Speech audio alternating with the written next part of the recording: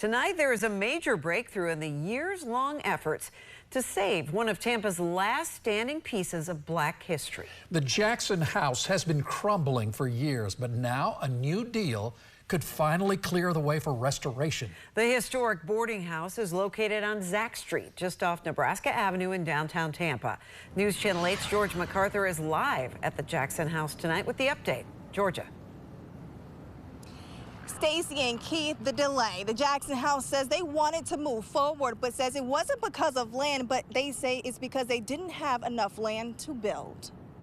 For years, the Jackson House has sat in disrepair, a shell of the boarding house that once welcomed Black travelers during segregation and a symbol of Tampa's Black history. Over the last 3 years, what we've been trying to do is to gain access for code enforcement so that we can extend the Jackson House. Last Thursday started a very important next step.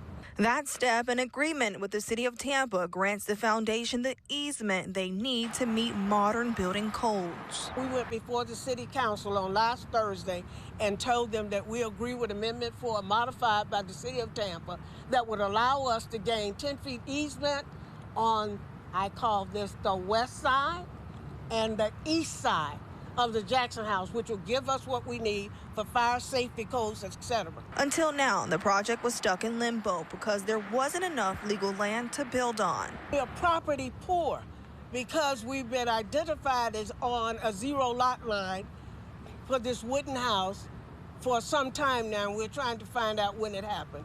It's not important anymore.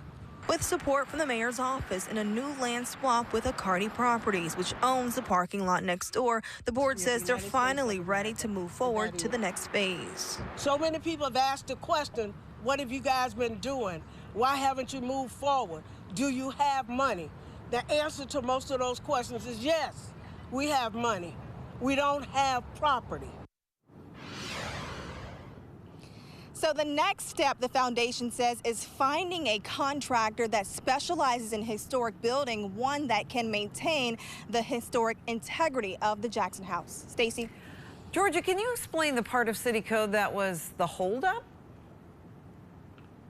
So just to elaborate, Dr. Collins mentioned this was built on a zero lot line, which means the Jackson House was literally built on its line. So if you take a look here, I can see if I can paint a picture. This is the Jackson House and this is the concrete here. It is less than a few inches away. So to maintain or be in compliance with code, there must be 10 feet between the Jackson House and the 717 property. Stacy? All right, Georgia MacArthur live in Tampa. Thank you.